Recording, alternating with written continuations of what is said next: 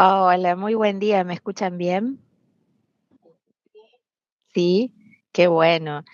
Bueno, yo muy feliz de estar aquí, agradecerles la convocatoria, felicitarles por esta organización y agradecer en nombre mío, agradecer en nombre de la Organización Mundial de Educación Preescolar que integro y en nombre de Interculturalidad de Infancias, que es el colectivo regional e interdisciplinar que conformamos a partir de esto de sentipensar la infancia desde la educación intercultural crítica. Felicito a todos los organizadores, tamaño, esfuerzo y va mi abrazo para cada una de las personas que están ahí. Gracias por la presentación. No hace falta más.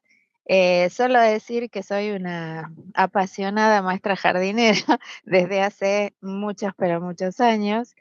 Y bueno, y se mezclan en mí este recorrido de la danza, de la educación y de la gestión cultural. Y aquí estoy compartiendo un poquitito esto que, como les decía, me apasiona. ¿Se escucha bien? Perfecto. Ale, si Ay, querés, qué bueno. es una presentación que vos nos vas diciendo y la vamos pasando. ¿Te parece? Bueno, perfecto. Entonces vamos a tener la primera placa donde está esa obra de Manchado, una artista plástica argentina. Nos van a acompañar obras de arte y ahí yo les agradezco tanto que ustedes vayan pasando la presentación porque, bueno, la intención es vibrar junto con estas obras de arte y como ir adentrándonos en ese lenguaje para potenciar lo que vamos sentipensando. Como les decía, mi perspectiva es la educación intercultural crítica, haciendo foco en las infancias.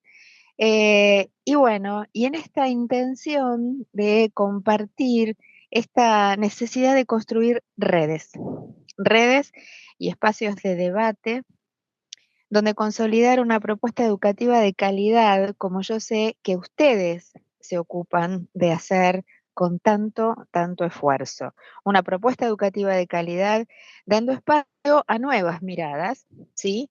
Que ya no son nuevas, ¿no? La educación intercultural crítica contemporánea, que estoy convencida que transversalizan toda la cotidianidad educativa, transversalizan nuestro hacer pedagógico observando un absoluto respeto por los contextos.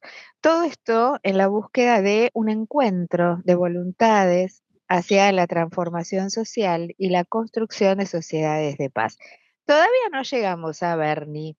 Yo les pediría que nos quedemos un poquito enmanchado y ahí nos quedamos. Espectacular.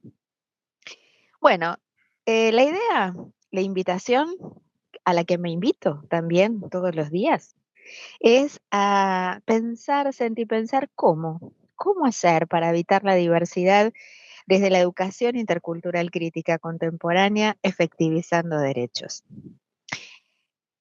Anclada en esta perspectiva de derechos, cuestión que compartimos con la Organización Mundial de Educación Preescolar y con los organizadores de estas jornadas, en mi caso, parto de un abordaje cultural, metodológico, político y específicamente pedagógico, nacido en ese diálogo interdisciplinar que aparece, por ejemplo, entre la sociología de la cultura, la antropología del cuerpo, la educación, los lenguajes artísticos. Creo mucho en el espacio inter, ¿sí? Como posibilidad de integración de disciplinas, prácticas, investigaciones, haceres y saberes que redundan en ese pensamiento crítico que comienza a gestarse desde la primera infancia y ese hacer humanizante que, insisto, creo que es la última vez que lo digo para no molestar tanto, pero creo que transversaliza toda la praxis pedagógica. Hoy estaremos hablando de infancias, culturas, artes, cuerpos, obviamente educación, ampliando sentidos al interior de la cotidianeidad educativa. Y traigo a Galeano. Él dice que enseñar es enseñar a dudar. Bueno, esta obra les invito a conectarse profundamente con ella porque yo creo que abre preguntas, creo en ellas. Ellas aportan al movimiento del pensar, del hacer, para volver a pensarnos juntos y juntas. Ahora sí llega Bernie. Gracias.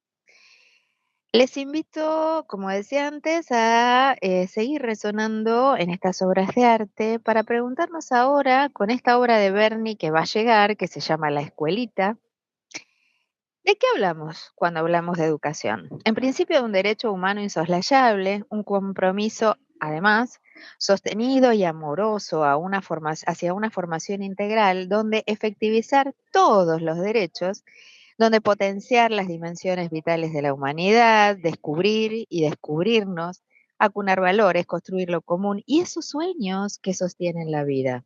Por eso, educar para la vida, impugnar la, la vieja escisión, ¿sí?, que existe entre la escuela y ella.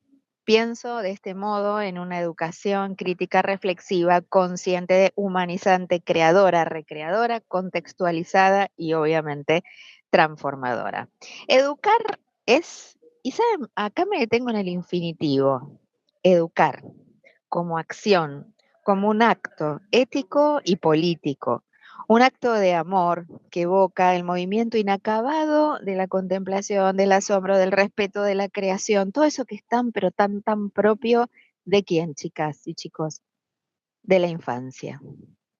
Un encuentro dialógico para conversar, compartir la palabra y enunciar, porque enunciar sin ninguna duda es emancipar. En la medida que yo voy hablando, yo les invitaría, y me invito siempre, a meternos en esa escena de cuando recibimos a nuestro grupo en el jardín. Como ir conectándonos con esa cotidianeidad. Esta perspectiva podría para algunas personas sonar como algo abstracto. Yo les aseguro que es cotidiana, urgente, factible. ¿Cómo hacer para que esto se encarne, no? ¿Cómo hacer para que educar se constituya como un acto ético y político cotidiano?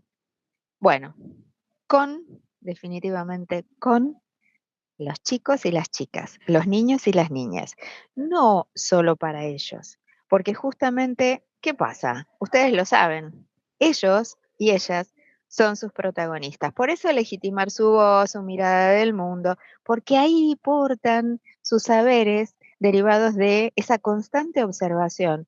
Una psicóloga del primer jardín maternal que trabajé decía que mientras nosotros corremos, hacemos, vamos, venimos en nuestra sala, ellos y ellas todo el tiempo nos observan y mientras tanto recrean sus saberes.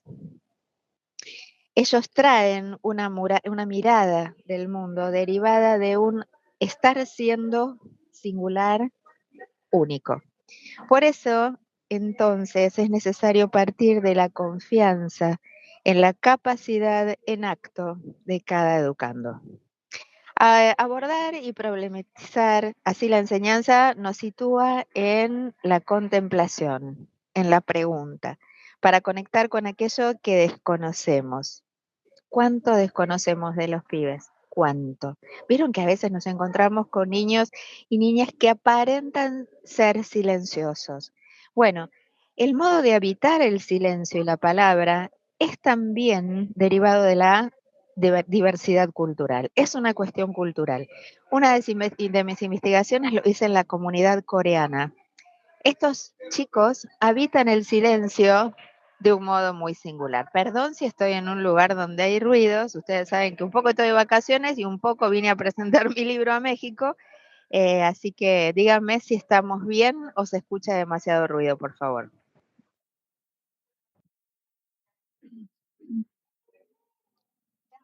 ¿Estamos bien? ¿Sí? Bueno. Bueno. Decía esto de los niños. Gracias, Guillermo, por responderme. Qué bueno, mil gracias.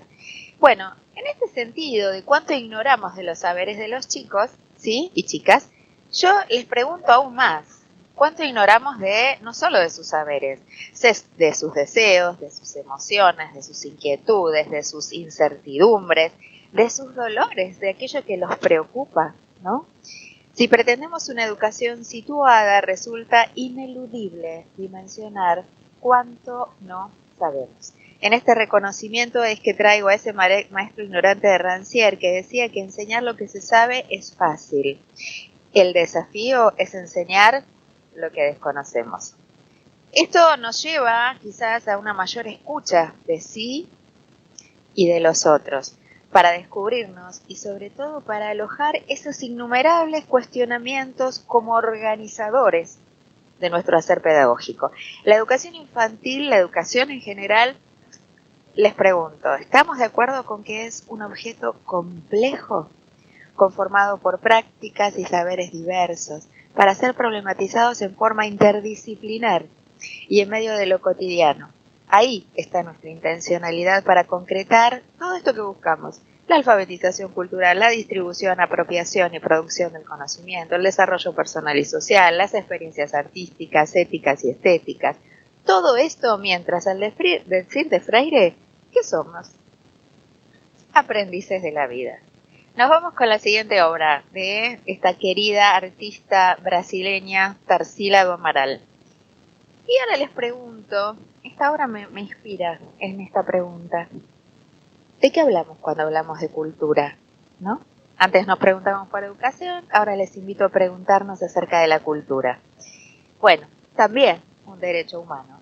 Luego, esa forma integral de vida creada por una comunidad a partir de la singular manera de resolver las relaciones consigo, con los otros, con la naturaleza, con lo sagrado, con la ciencia y con la tecnología, justamente también con la tecnología.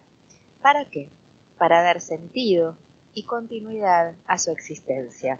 Así se va forjando esa diversidad cultural que se muestra todos los días en nuestras aulas, en nuestras salas.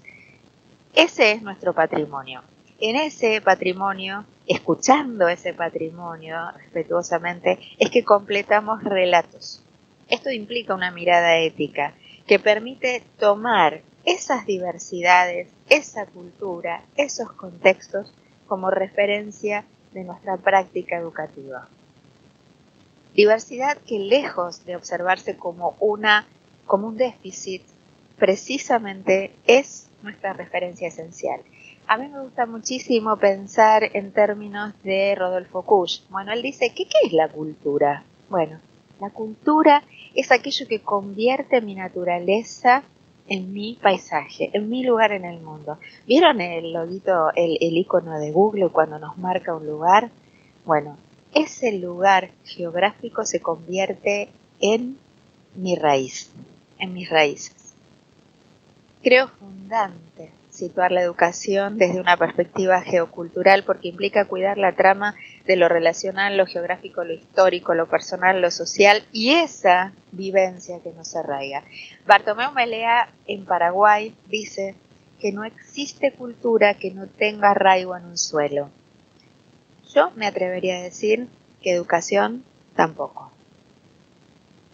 Esto implica educar y cuidar a cada niño como un ciudadano intercultural desde el nacimiento. Y esta vocación, además, nos lleva a preguntarnos por todo aquello que subalternice a las infancias, ¿sí? Esto es preguntarnos acerca de esas improntas coloniales, ¿no?, que no desaparecen, mutan a través de los siglos y juzgan esas diversidades. Por eso, descolonizar desde el hacer, el pensar, el soñar, el poder, el aprender, descolonizar el ser. Esto nos acerca a dar sentido y orgullo a nuestra existencia y también es cultura. Nos vamos a la siguiente. Artista plástico argentino, Carpani. Bueno, y ahora la pregunta es, ¿de qué hablamos cuando hablamos de interculturalidad? Bien, hablamos de una perspectiva, como decía antes, ética, política, pedagógica, metodológica, cultural, pero sobre todo pedagógica, ¿sí? Nacida en la tierra que nos muestra Carpani, en la tierra de Abya Yala. Ese es el nombre ancestral de nuestra América, ¿no? Me gustaría ahondar un poquito, detenerme ahora, mientras voy mirando el reloj. ¿Cómo es que nace la interculturalidad? Porque es un tema, a ver, pienso con ustedes, ¿podríamos coincidir en que es un tema de moda? Es un tema que por suerte hoy está atravesando los diseños curriculares del mundo. Pero el hecho de que a veces se convierta en un tema de moda edulcora, ¿sí?, sus raíces. Por eso vamos a acercarnos a ellas. La interculturalidad es un movimiento que nace por la defensa de los derechos y el territorio de los pueblos indígenas de Abya Yala, ¿sí?, que además de esta diversidad étnica que nos caracteriza, tan hermosa, tan maravillosa, se suman el aporte de la cantidad innumerable de oleadas migratorias, ¿verdad? En Argentina tuvimos 2 o 3 grandes oleadas migratorias. Bueno, esto hace que también la diversidad en el campo de la educación erupcione. Muy bien. Todas estas, ¿no?, culturas que yo menciono de nuestros pueblos indígenas, culturas, siempre subrayo, vivas, ¿no? Vivas.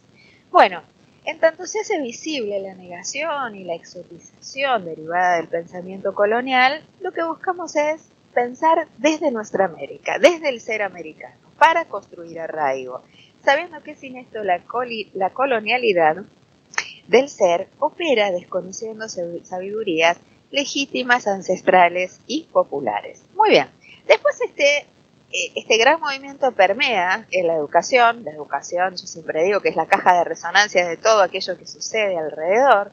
Los chicos portan estas circunstancias que viven en sus cuerpos, ellas entran a la escuela y ahí disputan sentidos. Bueno, así nace la educación intercultural.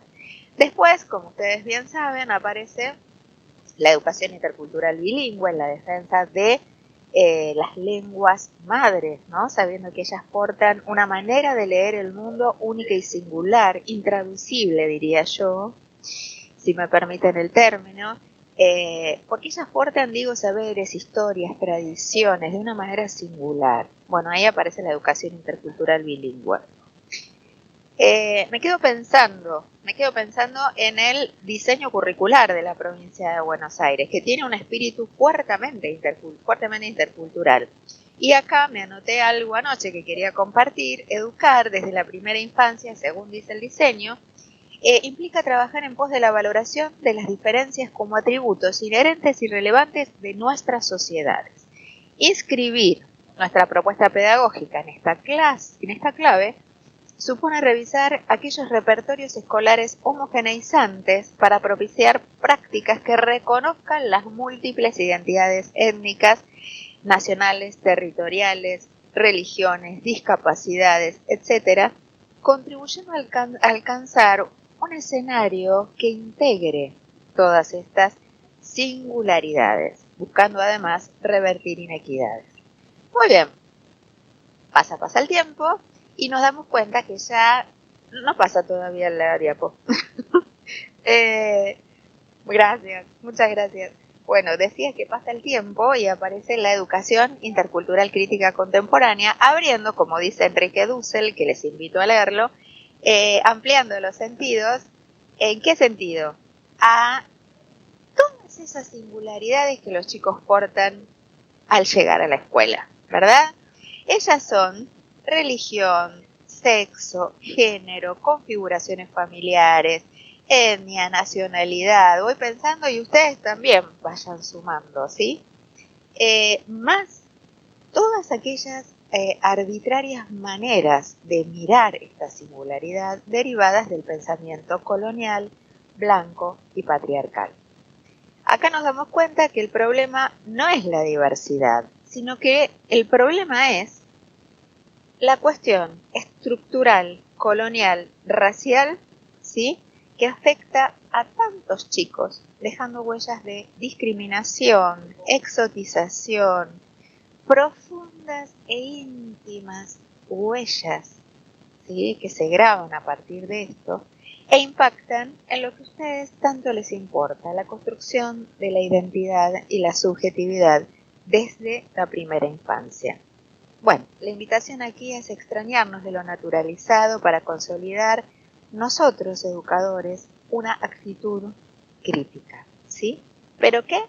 Junto a las niñas y los niños, sabiendo que todas las culturas son igualmente iguales, dignas, sin preeminencia de ninguna sobre otra. Miren, mientras hablaba recordaba una situación. Yo trabajaba en la ciudad de Buenos Aires, perdón que ya estamos, en la ciudad de Buenos Aires, en Boedo Independencia. Entonces una mañana una mamá llegaba, les cuento rápido, una mañana llegaba su mamá con su niño y lo abrazó, le acomodó el delantal y le dijo: recuerda que no se note cómo hablamos en casa. Esa mamá precisamente estaba aportando esas huellas que yo decía antes, ¿sí? Derivadas de cualquier tipo de, ¿por qué no decir de discriminación? De cualquier tipo de exotización, ¿sí? Y estaba tratando de evitar que su niño velara la cadencia de una lengua que escuchaba desde la panza. Bueno, de más está decir que ese día me quedé pensando mucho y probablemente fue el inicio de muchas cuestiones que hoy felizmente me traen aquí. Ahora sí a la siguiente, a Diego Rivera nos vamos, México. Bueno, ¿por qué la infancia? Y bueno, Mia Couto en Mozambique dice: ¿por qué? Porque la infancia es cuando todavía no es demasiado tarde. Bueno, parecería que estamos a tiempo. Infancia como categoría social, cultural, simbólica, histórica, sujeto de cambio social.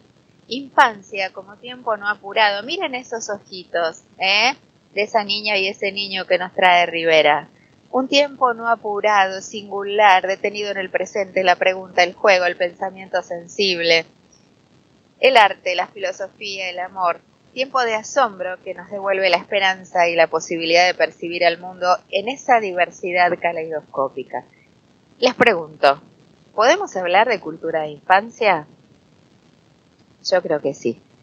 Niñas, niños como sujetos sociales y políticos, sin dudas, protagonistas de un mundo que no deberá ser, según Mariátegui, otro pensador de nuestra América, ni calco ni copia, sino una creación heroica, desplazando límites, diría Spinoza, hacia una definición más vasta de la vida. Infancia como construcción permanente, dinámica. Nos vamos a la siguiente, con esta obra de una argentina, María Tabarmán, que les invito a visitar en nuestro sitio web, en el de Interculturalidad de Infancias. Hay una parte que se llama Inspiraciones. Bueno, ahí hay muchas obras de artistas plásticos argentinos que nos inspiran a seguir pensando, sentipensando. ¿Por qué? Porque yo creo que el arte tiene un lugar central en la educación. El arte expresa la potencia del cuerpo entero. Ese deseo irrefrenable de crear en un espacio y un tiempo único. Como decía Juan, que mientras estaba dibujando, de 5 años en la sala, me dijo, mientras no levantaba la mirada de la hoja, me dijo: ¿sabes? Y apasionadamente seguía pintando, ¿no? ¿Sabes? Yo puedo cambiar el mundo. Bueno, la creatividad es la celebración de nuestra propia grandeza. Es el sentimiento de que podemos hacer que todo se vuelva posible. Es una celebración de vida y de deseo. Cada expresión artística tiene una dimensión ética y estética que enseña desde una edad temprana a descubrirme y a descubrir el mundo sensiblemente para volver a leerlo, habitando la dimensión crítica que esto encarna, ¿no? Arte es mi voz, es la voz de mi pueblo. El arte expresa saberes legados, esculpidos en el cuerpo, y desde esa singularidad que portamos resignifica la historia, abriendo el desafío de cuestionarla. Ustedes mismos, ¿sí?, cuando producen arte, seguramente podrán leer ese mundo que pintan una y otra vez de maneras diferentes. Cuando danzamos, eso sucede, ¿no? En las distintas expresiones artísticas se despliega nuestro hacer. Y mientras eso sucede, construimos el espacio social, personal, cultural, siendo con los otros, con las otras, espejándonos en comunidad, creando nuevas narrativas, disputando sentidos, construyendo cada niño esos 100 lenguajes para amar, para soñar y para subir a las montañas lo más alto posible, diría Malaguzzi. Muy bien, arte y cultura se imbrican en una relación inescindible para mí. Dicen que si el arte salva lo distinto, ahí está la diversidad cultural como consagración del hecho de existir. Una consagración que entraña el espíritu de la infancia. Es toda una conmoción, miren. Y acá les voy a contar algo muy familiar. Pero un atardecer íbamos en la ruta con mi familia y entonces, ¿vieron ese cielo que estalla en naranjas, rojos, violetas? Bueno, y mi hija me preguntó, ¿quién pinta el cielo todos los días para mí? Muy bien. Esto es asombro. La infancia es asombro. Es morar en la demora. Es recomienzo. Es belleza. Que por su parte impugna la mercantilización de la vida. El arte nos sitúa en un entramado de creatividad y criticidad en la esencialidad de la contemplación. Todo esto tan propio de la infancia. Yo creo que es algo bastante parecido a lo que podría llamarse eternidad. Arte es un derecho del cual nosotros somos garantes. Nos vamos a la siguiente. Freire decía que aprendemos, enseñamos y conocemos con el cuerpo entero. Muy bien, mediante emociones, deseos, miedos, pasión y razón crítica. Jamás solo con ella. Y yo lo comparto. ¿Cómo? Si lo dice Freire. No, en serio, creo que es así. Sumo a esta trama otra construcción social, cultural y política histórica que son los cuerpos. Los cuerpos, portadores de cultura. El cuerpo es la superficie de nuestra existencia relacional. Ahí están grabadas las disposiciones antropológicas, gestualidades, rituales, técnicas corporales propias de cada cultura. A la vez, el cuerpo no nos es dado, porque va conformándose junto a un otro. De ahí la importancia de un adulto que humaniza, que corporiza con la palabra, la mirada, la disponibilidad, el abrazo, el silencio oportuno que le permite la entrada, ¿sí?, a la palabra o el gesto de un niño y de una niña. Todo esto tiene que ver con alojar a un niño y a una niña, sabiendo que los gestos que circulan en ese encuentro dialógico nos transforman, conforman. Nos vamos a la siguiente, por favor. Mientras llega ella, les digo, la perspectiva intercultural crítica solo cobra sentido en una educación enraizada en la cultura que cada niño porta. ¿Por qué? Porque somos las emanaciones de nuestros paisajes. Nuestros cuerpos portan contextos. Son su voz imposible de callar. O más aún, voz que aparece en el silencio, o lo que es peor, en el silenciamiento. Mientras vamos pensando y escuchando, yo mientras hablo hoy también, y me aparece esta necesidad de decirles, pensemos en los cuerpos que recibimos cada mañana, en esos ojos, como en los de este niño. El niño hace cuerpo con su cultura, definitivamente. Interioriza, recrea un orden simbólico mientras entama estrategias para dar sentido a ese estar en el mundo. Surge su excepcionalidad, diría Enrique Dussel, condensada en un rostro. Por eso elegí esta obra.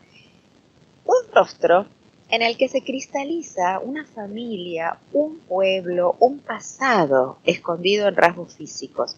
Un rostro que para Enrique Dussel decía es la epifanía de un otro absoluto. Miren qué manera de definirlo.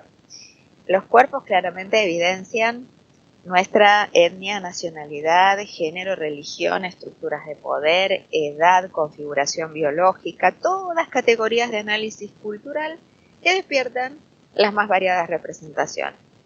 Para Le Breton, antropólogo francés, la diversidad muta hacia el estigma.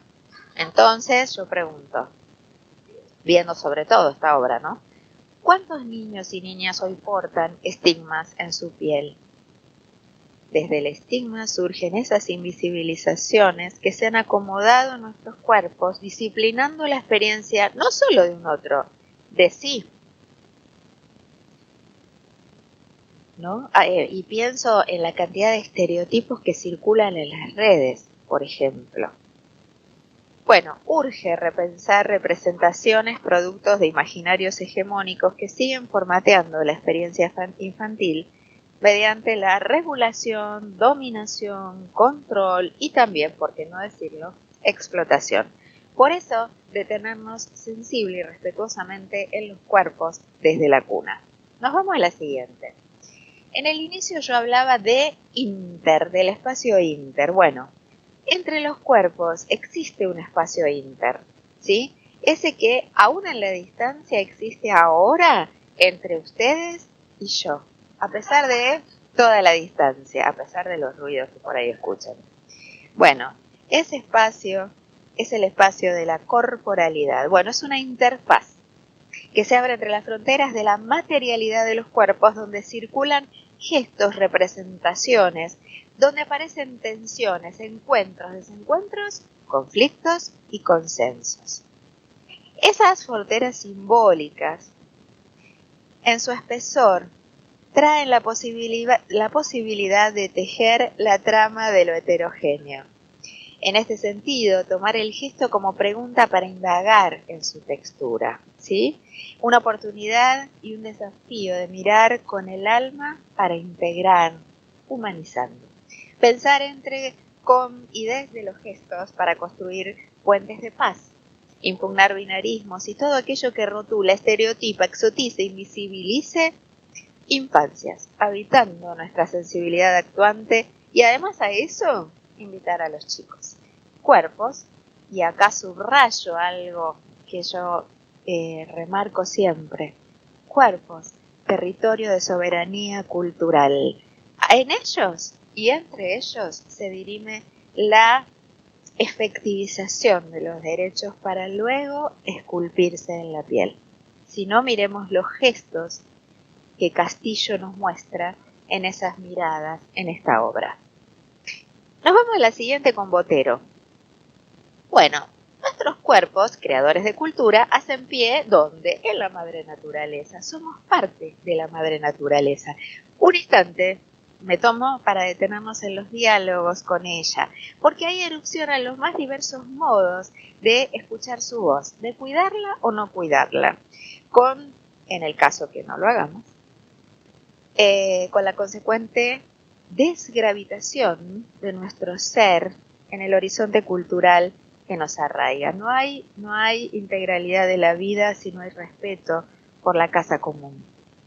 La invitación es a vibrar con la voz de la Madre Tierra desde la contemplación de un entramado que es el cuerpo, alma, contexto, ambiente, para crear juntos y juntas una ecología ambiental y constituirnos, al decir de Voz en Brasil, como ciudadanos creativos, críticos y cuidantes, tal como menciona en su plataforma CREA, promover el pensamiento científico y la reflexión crítica en torno a los incuestionables desafíos ambientales. Muy bien, aquí la trama, y por eso me gustó detenerme, entre pedagogías críticas y educación ambiental integral.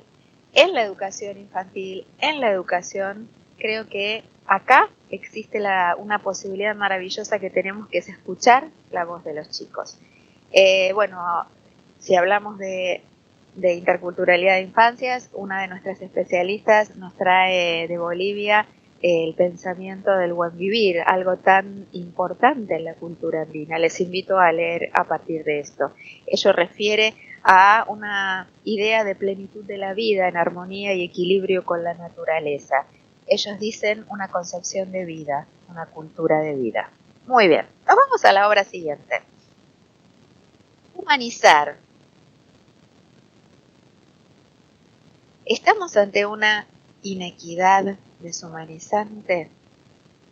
Urge, yo creo, humanizar, esperanzar, subrayo esperanzar, si me queda tiempo después les leo algo que también ayer pensé en traerles. Legitimar el diálogo entre todas las dimensiones escindidas, cuerpo, mente, naturaleza, cultura, razón, emoción, la escisión sobre todo que ya mencioné entre cultura y vida.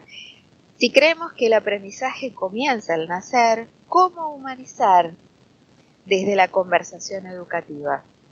En cada ceremonia mínima quizás co-construir un proceso integral e indudablemente situado desde la intencionalidad pedagógica, referenciar la diversidad cultural y construir conocimiento en comunidad, respetando la voz infantil, sus gestos, sus incertidumbres, sus necesidades, su deseo. Esto es un quiebre ético y estético que nos acerca a la emancipación. Subrayo a partir de esta obra la necesidad y la urgencia de construir juntos y juntas una pedagogía de la ternura. Nos vamos a esta última obra que Guayasamín nos regala. Bueno, Simón Rodríguez decía, en este momento inventamos o erramos. Bueno, allí aparece la necesidad de construir juntos y juntas una praxis pedagógica para domiciliar un nosotros desde la singularidad. Bueno, le dedico todo un capítulo en mi libro a esta cuestión que particularmente ahora me está ocupando muchísimo. Nos impulsa la pasión por la educación, nuestros sueños allí, nuestros deseos allí, y también, ¿por qué no decirlo?, el dolor de la injusticia que afecta a todos, a muchísimos chicos en el mundo. Por eso, educar para desarmar las más arbitrarias inequidades que cancelan derechos, negando valores identitarios a cada cultura.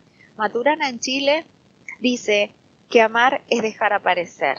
Bueno, la educación intercultural crítica es un encuentro dialógico para aparecer en libertad, en la demora del presente de las infancias. Y subrayo demora en el estar siendo infantil.